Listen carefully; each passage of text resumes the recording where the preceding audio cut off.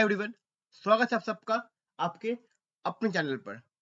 और आज हम एक बहुत ही इंपॉर्टेंट वीडियो लेकर आए हैं आप सबके लिए। जैसे कि आप सबको पता है कि बीपीएससी ने टीआरई 3.0 का अनाउंसमेंट कर दिया है और साथ ही स्टेट का भी एग्जाम जल्दी होने वाला है।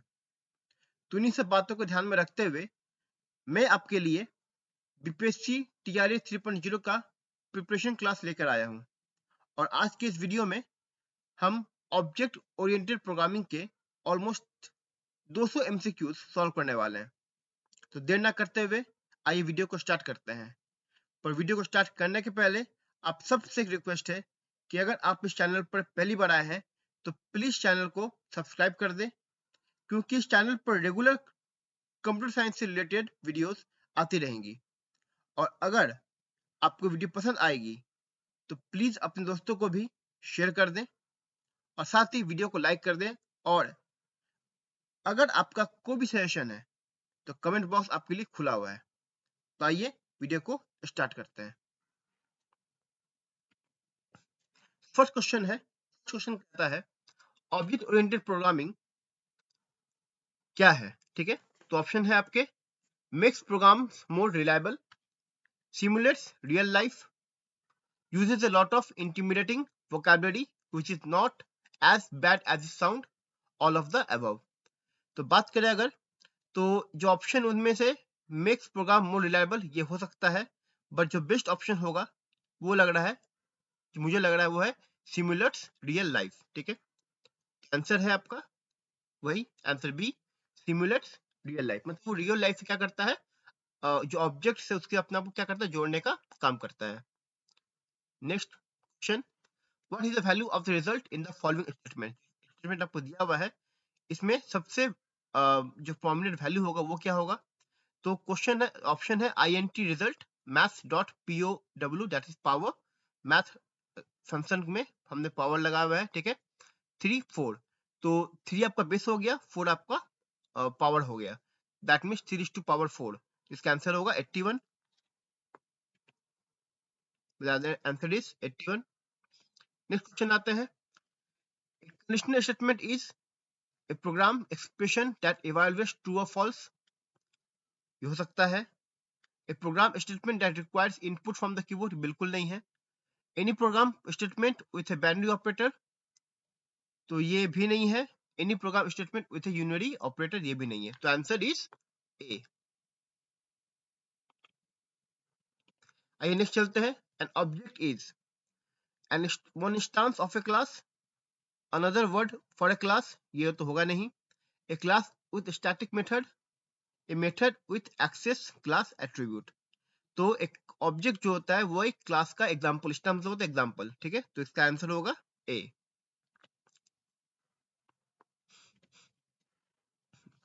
When is the constructor called, constructor को कब कॉल किया जाता है।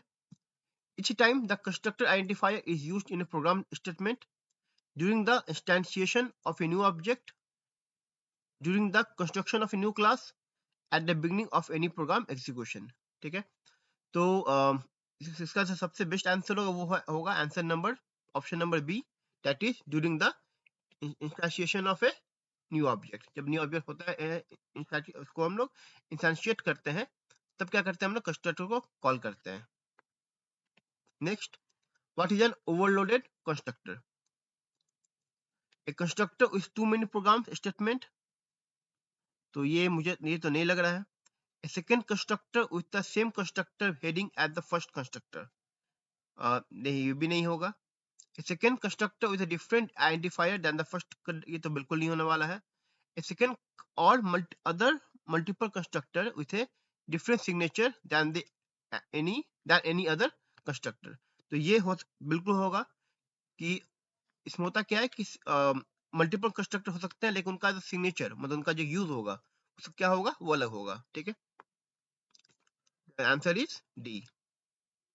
आगे बढ़ते हैं, question number 7, access to private data और private method is restricted to method of the same class, restricted to method of other class, available to method of the same class and other classes, not an issue because the program will not compile। तो D तो होने वाला नहीं है। बात करें C का, available to method of the same class and other class, तो ये भी नहीं होगा, ठीक है।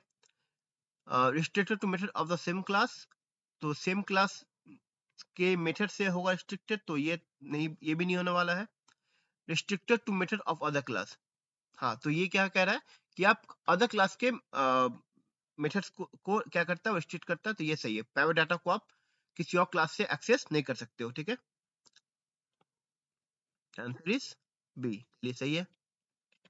अब आते next question, that is default constructor.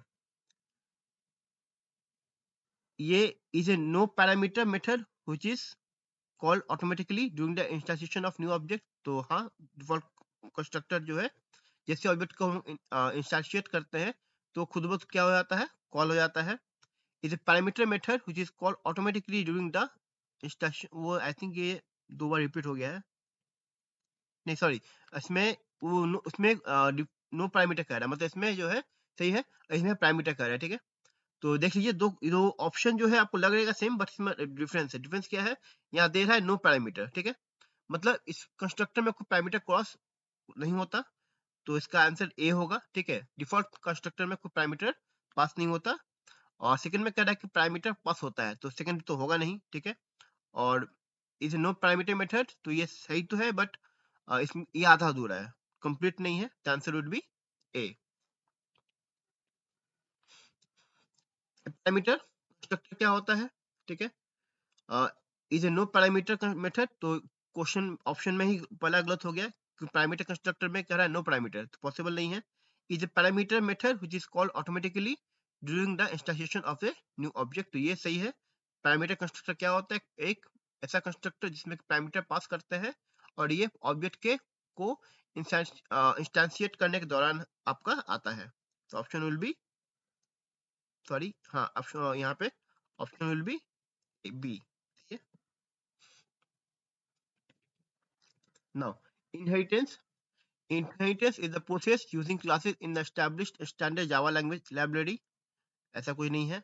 Using feature from existing class, तो ये बिल्कुल सही है कि आप existing class के feature को क्या करते हैं हम लोग, inherit करने का काम करते हैं।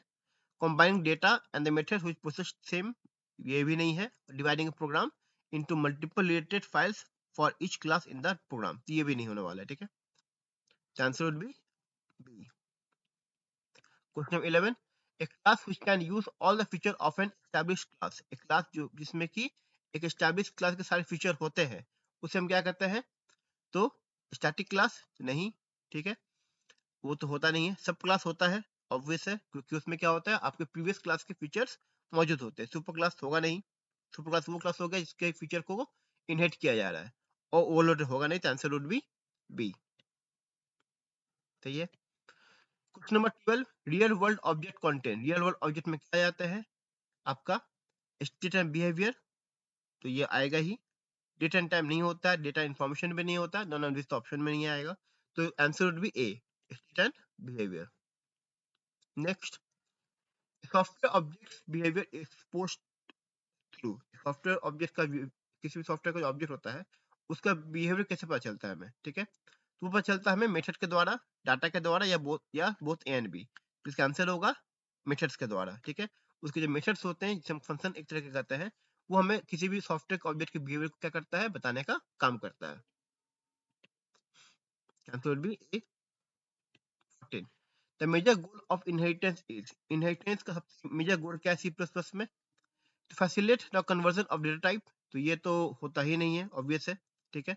टू हेल्प मॉड्यूलर प्रोग्रामिंग, ये हो सकता है। To extend the capabilities of class, तो ये बिल्कुल सही है। इनहेरिटेंस क्या करता है, क्लास की कैपेबिलिटी को क्या करता है, बढ़ाने का काम करता है। मतलब एक आपने बनाया क्लास, एक बनाया फंक्शन, उसके उसका जो भी काम है, उसको क्या करते हैं हम लोग किसी और क्लास के साथ एक्सटेंड करने का काम करते हैं, ठीक है। तो ये तो है, to hide the details of the base class, ये तो होगा नहीं, ठीक है। तो आंसर वुड बी, इसका बेस्ट आंसर क्या होगा, सी होगा। चलिए 15, hiding internet data from the outside world and accessing it only through publicly exposed method is known as data। मतलब इंटरनेट डेटा को क्या करता है, हाइड कर रहे हैं आउटसाइड वर्ल्ड से, और इसको हम लोग सिर्फ पब्लिकली, अगर इसको हम एक्सपोज करें, मतलब इसको हम पब्लिक करें, तो इसको हम क्या कर सकते हैं, एक्सेस कर सकते हैं। इस प्रोसेस को हम क्या कहते हैं, इस फंक्शन को क्या कहते हैं हम लोग, ठीक है। डाटा बाइंडिंग नहीं होता है ये, ठीक है। डाटा इनकैप्सुलेशन, हाँ इनकैप्सुलेशन का मतलब ही होता है, क्या करते हैं हम लोग, इसका मतलब होता है किसी चीज को इनकैप्सुल करना, मतलब किसी चीज के अंदर रखना, हाइड करना, उसे कहते हैं इनकैप्सुलेशन। इसकी आंसर क्या होगा आपका, इसका आंसर आपको हो जाएगा बी। नेक्स्ट इसका है question, blueprint for software object called, ठीक है। तो इसका सिंपल, इसका आंसर होगा क्लास। इसमें कुछ ज्यादा करना नहीं है, ऑब्जेक्ट होता नहीं है, स्टांस होता नहीं है, इसका सिंपल क्या होगा, क्लास होगा, ठीक है। ये एक तरीके से आपका क्या है, आ, आप कह सकते हो कि जिसका डिफिनेशन होता है क्लास का। तो एक ब्लूप्रिंट फॉर सॉफ्टवेयर ऑब्जेक्ट क्या होता है, उसे क्लास कहते हैं। 17. Common behavior can be defined in a blank and inherited into a subclass using the extended keyword, ठीक है। तो कॉमन बिहेवियर जो होता है क्लास का, उसको हम लोग कहाँ डिफाइन करते हैं, और उसको सब क्लास इनहेरिट करता है। तो सब क्लास किसके बिहेवियर को करता है इनहेरिट, वो करता है सुपर क्लास के बिहेवियर को इनहेरिट करता है। तो इसका आंसर क्या हो जाएगा, सुपर क्लास।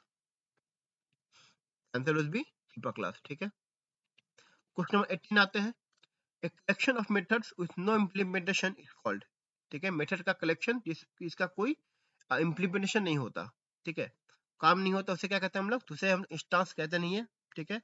ऑब्जेक्ट भी होता नहीं है, उसे कहते हैं हम लोग इंटरफेस। तो कलेक्शन ऑफ मेथड, ठीक है, जिसका कोई इम्प्लीमेंटेशन नहीं होता, उसे क्या कहते हैं हम लोग, इंटरफेस कहते हैं। 19. A namespace that organize classes and interface by functionality is called, एक ऐसा ने कहो कि नेम, ठीक है, जो क्लासेस को ऑर्गेनाइज करता है और इंटरफेसेस को, ठीक है, उसके फंक्शनैलिटी के अकॉर्डिंग उसे कहा जाता है इंस्टांस। होता नहीं है, पॉलीमॉर्फिज्म अलग चीज हो गया, जिसमें कि हम एक ही फंक्शन को या एक ही क्लास को अलग अलग तरीके से क्या करते हैं, यूज में लाते हैं। इनहेरिटेंस क्या हो गया, जब हम किसी और क्लास को या किसी और फंक्शन के प्रॉपर्टी को क्या करते हैं, इनहेरिट करते हैं। तो बी नहीं होगा, सी नहीं होगा, डी नहीं होगा, ऑप्शन आपके पास ए है, पैकेज। तो आंसर क्या होगा, पैकेज होगा। Answer is a. 20. The term API, API का मतलब क्या होता है, कई बार आपने वर्ड सुना होगा API, API, API का मतलब क्या होता है, ठीक है। तो ऑटोमेटिक प्रोग्राम इंटरफेस नहीं होता है, एप्लीकेशन प्रो इंटरफेस ये भी नहीं होता है, एप्लीकेशन प्रोग्रामिंग इंटरफेस ये होता है API का मतलब, that is application programming interface, ठीक है। आगे बढ़ते हैं, process of building new class from existing one, अगर पहले से कोई क्लास बना है उसके द्वारा अगर हम कोई नया क्लास बनाते हैं, ठीक है, उसे क्या कहते हैं हम लोग, तो पॉलीमॉर्फिज्म नहीं होता है, ठीक है, स्ट्रक्चर भी नहीं होता, उसका हम कहते हैं इनहेरिटेंस कहते हैं हम लोग, ठीक है। तो वो प्रोसेस जिससे कि हम एग्जिस्टिंग क्लास के द्वारा एक नए क्लास को बिल्डअप करते हैं, उसे कहते हैं inheritance. Answer would be C. 22. The address of a variable temp of type float is, ठीक है, अगर हम बात करें एक वेरिएबल है टेम्प, ठीक है, और इसका टाइप क्या है, फ्लोट, तो इसको हम लोग कैसे एक्सेस कर पाएंगे, ठीक है।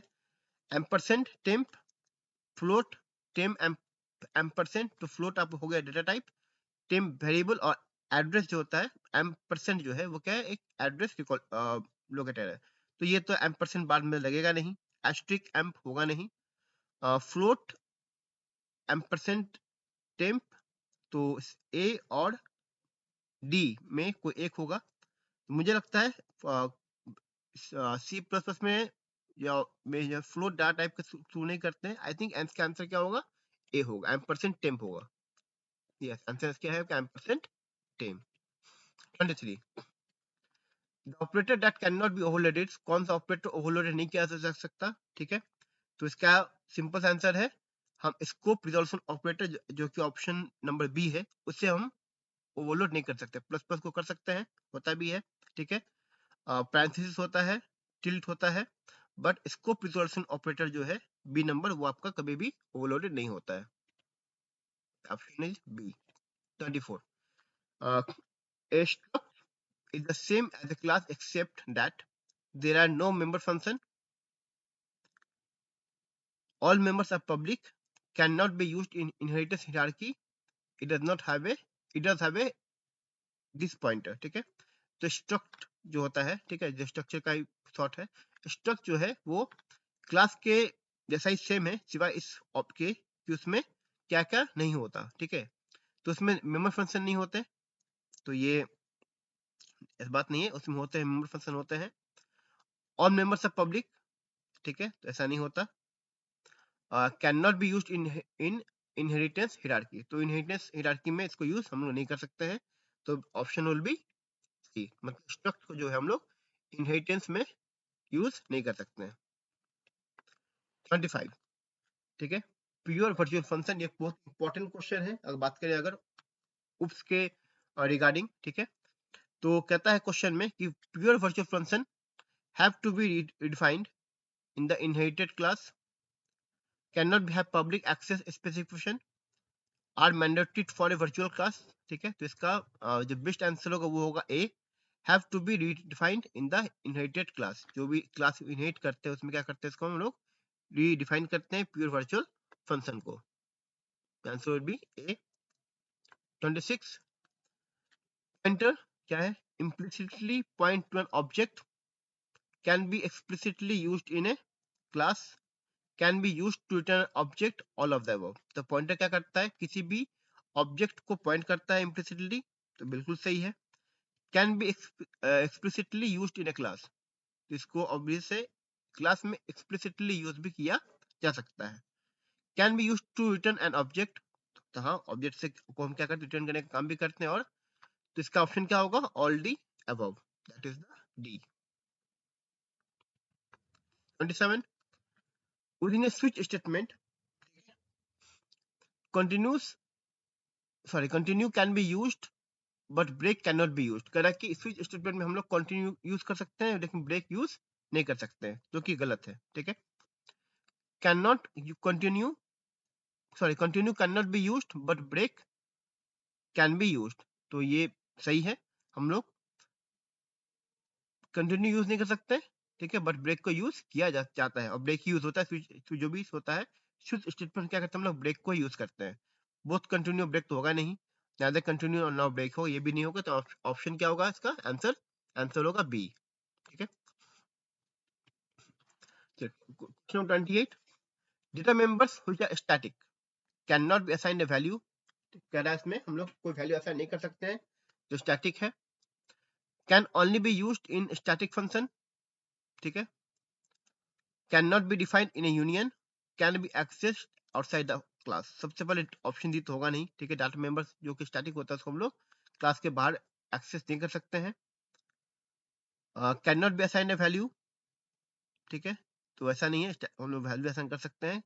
Can only be used in static function, तो ये सही है, इसको हम लोग स्टैटिक फंक्शन के साथ ही क्या कर सकते हैं, यूज कर सकते हैं, वो डाटा मेंबर जो कि स्टैटिक है, तो इसका ऑप्शन क्या होगा, बी होगा। चाहते हैं क्वेश्चन 29, 29 का तो the following is false for CIN, ठीक है। इट रिप्रेजेंट स्टैंडर्ड इनपुट, तो ये आपका जो है सही है। Question number B, it is an object of iOS stream class, तो iOS स्ट्रीम क्लास का ही ऑब्जेक्ट है ये, इसके अंदर सी आउट भी आता है। It is a class of which stream is an object, तो ये गलत है, ठीक है। Using CIN the data can be read from the user term, तो ये बिल्कुल सही होगा, ठीक है। तो इसका गलत कह रहा है क्योंकि फॉल्स है, तो इसमें फॉल्स कौन सा होगा, 3 नंबर जो है कि आपका फॉल्स होगा, तो answer is C. Question number 30, ठीक है, it is possible to declare as a friend, तो किसको हम फ्रेंड डिक्लेयर कर सकते हैं इनमें से, ठीक है। तो पहला है मेंबर फंक्शन, कर सकते हैं, क्लास को भी कर सकते हैं, ग्लोबल फंक्शन को भी क्या कर सकते हैं, फ्रेंड डिक्लेयर कर सकते हैं, तो इसका ऑप्शन होगा D, that is all of the above, all of this, ठीक है। उम्मीद करता हूँ अभी तक आपको वीडियो पसंद आ रही होगी, अगर आपको इसमें कोई और सेशन देना है तो प्लीज कमेंट बॉक्स में जाके आप अपना सेशन जरूर दें, ठीक है। साथ ही वीडियो को लाइक कर दे अगर पसंद आ रही है तो। उम्मीद करता हूँ कि आप में से जो भी इसको देख रहे हैं अभी तक आप लोगों ने इस चैनल को सब्सक्राइब कर दिया होगा, क्योंकि मैं बात मैंने पहले भी कही थी कि ऐसे वीडियोस, ठीक है, खासकर इस तरह के वीडियो MCQ वीडियोस जो है वो आपके पास लगातार आते रहेंगे जब तक आपका PPSC चलते रहेगा, ठीक है। आइए आते हैं नेक्स्ट क्वेश्चन में। 31, इन multiple inheritance the base class must have only default constructor, कह रहा है कि मल्टीपल इनहेरिटेंस में जो बेस क्लास है उसके पास सिर्फ डिफॉल्ट कंस्ट्रक्टर का होना ही जरूरी है, ठीक है। तो ऐसा नहीं है, can not have virtual class, ठीक है। तो ऐसा हो सकता है मल्टीपल इनहेरिटेंस में आपको पास वर्चुअल क्लास हो सकते हैं। कैन इंक्लूड वर्चुअल क्लास, तो इसी का ऑपोजिट हो गया, तो सी आंसर सही है।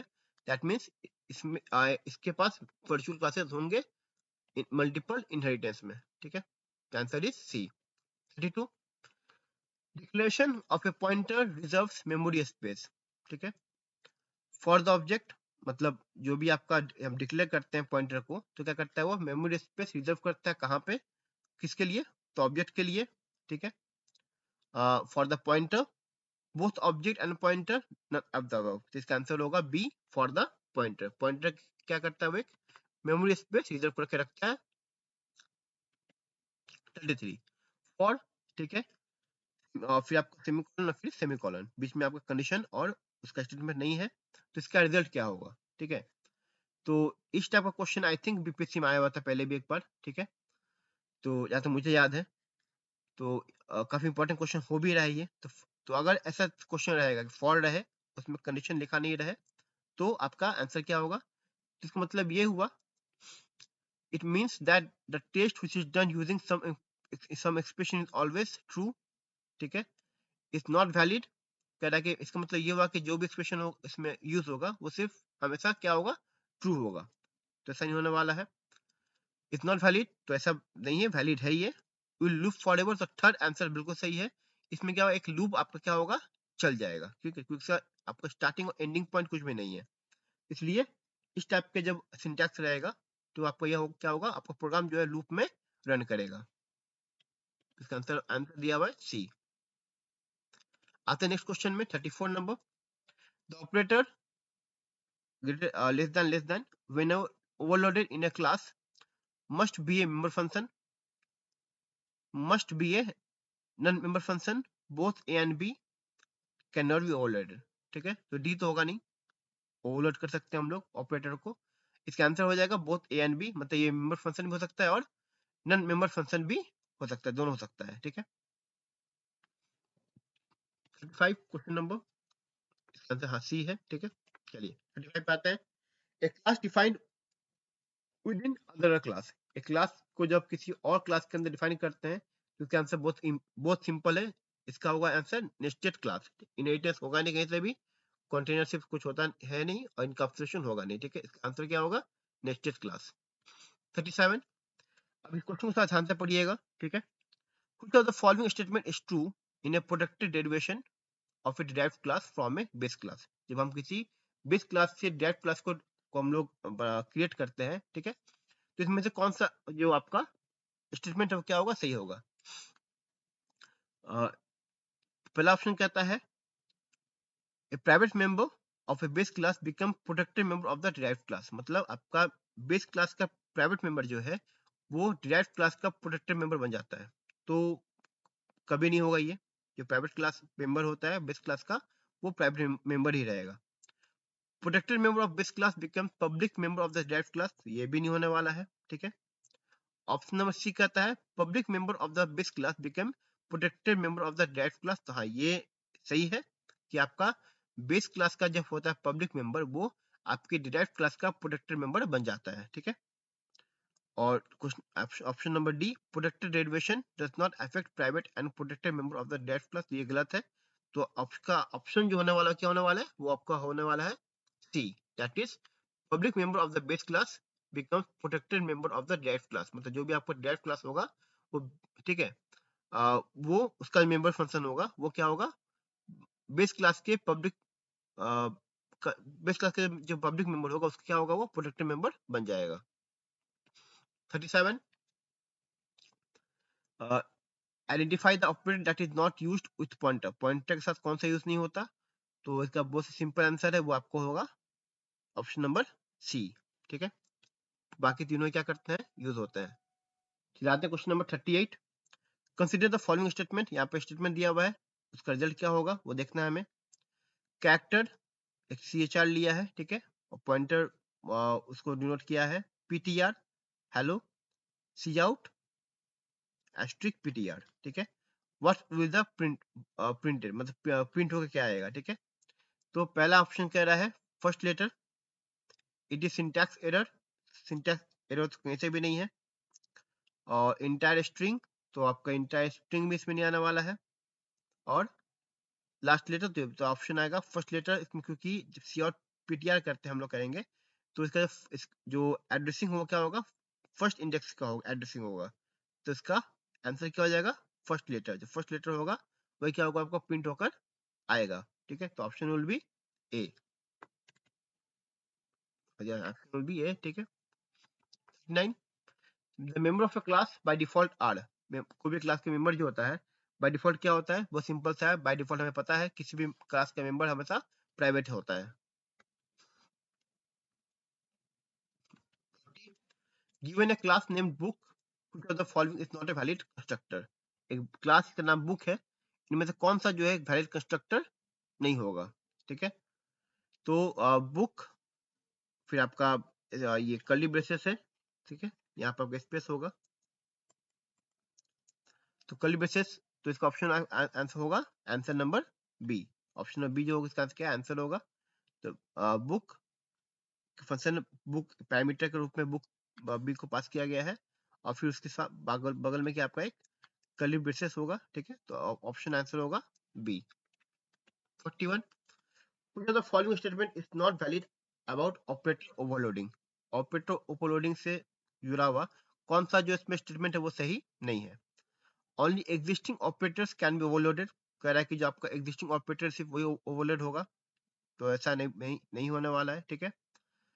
Overloaded operator must have at least one operand of its class type, जो भी ऑपरेटर ओवरलोड कर रहे हैं उसमें कम से कम अपने क्लास, जिस भी क्लास से उसको लिया जा रहा है उसका एक ऑपरेंड होना जरूरी है, तो बिल्कुल भी मस्ट नहीं है। The overloaded operator follow the syntax rules of the original operator, तो ये भी नहीं होने वाला है, तो नन ऑफ द अबव इसका आंसर होगा, ठीक है। इनमें से कोई भी हमारा ऑप्शन जो है सही नहीं है, that is answer D. 42, exception handling targeted eight, exception handling किस लिए किया जाता है, ठीक है, मोस्टली, तो इसका आंसर होगा लॉजिकल एरर को सॉर्ट करने के लिए, ठीक है। सॉरी, इसका आंसर है ए, और गलत है, सॉरी, इसका आंसर वो ए, मतलब रन टाइम एरर को क्या करना सॉल्व करने के लिए होता है। वेल, क्वेश्चन नंबर 42 हमारे पास है, ठीक है। That means exception handling is targeted eight, इसका ऑप्शन है रन टाइम एरर, तो रन टाइम एरर को हैंडल करने के लिए एक्सेप्शन हैंडलिंग का क्या किया जाता है, यूज किया जाता है। तो आते हैं option number 43, a pointer to a base class can hold address of, ठीक है, किसी भी बेस क्लास का जो पॉइंटर होता है वो किसके एड्रेस को होल्ड करता है, तो इसका ऑप्शन होगा base class object as well as derived class object, मतलब बेस क्लास के साथ साथ डिराइव्ड क्लास के ऑब्जेक्ट को भी क्या करता है, एड्रेस को होल्ड करने का काम करता है pointer. Option is C. How many constructor can a class have, एक क्लास में कितना कंस्ट्रक्टर हो सकता है, तो इसका कोई संख्या नहीं होता है, आप कितना भी कंस्ट्रक्टर एक क्लास में डिफाइन कर सकते हो, तो इसका हो जाएगा एनी नंबर। 45, न्यू ऑपरेटर, ठीक है, the new operator returns A pointer two variable, क्या है, न्यू जो ऑपरेटर है, ठीक है, क्या ये वेरिएबल को एक पॉइंटर रिटर्न करता है। Creates a variable called new, new नाम का एक वेरिएबल क्रिएट करता है। नेक्स्ट आपका इसमें है ऑप्शन, वो है obtain memory for a new variable, तो ये सही है, किसी भी नए वेरिएबल के क्या करता है, नए वेरिएबल के लिए क्या करता है, वो एक मेमोरी ऑप्टेन करने का, क्रिएट करने का काम करता है न्यू ऑपरेटर। ऑप्शन है सी। 46, an array element is accessed using, एक array element को कैसे एक्सेस कर सकते हैं, फीफो ऑपरेटर के द्वारा, तो ये तो होने वाला नहीं, फर्स्ट तो होता नहीं है एरे में। The operators C index number, सबसे बेस्ट आंसर क्या है, C, that is the index number, ठीक है। नेक्स्ट आते हैं 47, a pure virtual function is a virtual function that, pure virtual function क्या होता है, एक virtual function जिसमें किसका कोई बॉडी नहीं होता, हैव नो बॉडी, ठीक है, तो ये सही है। मतलब एक ऐसा फंक्शन जिसका कोई बॉडी ना हो उसे कहते हैं प्योर वर्चुअल फंक्शन, ठीक है। Is used in base class, जरूरी नहीं है। रिटर्न्स नथिंग, हाँ बिल्कुल वो कुछ भी रिटर्न नहीं करता, तो ऑप्शन होगा ए और सी, ठीक है। अब नेक्स्ट क्वेश्चन पे, that is the question of 48। The following is not the characteristic of constructor, इसमें से कौन जो है कंस्ट्रक्टर का कैरेक्टरिस्टिक नहीं है। पहला है this should be declare in the public section, ठीक है, या बिल्कुल नहीं है। They do not have return type, they can not B inherited, they can be virtual. तो इसका जो बेस्ट ऑप्शन होगा वो है आपका वो दे कैन बी वर्चुअल, ठीक है। तो कंस्ट्रक्टर जो है वो कभी वर्चुअल नहीं हो सकता है, तो उसका कैरेक्टरिस्टिक नहीं होता है वो।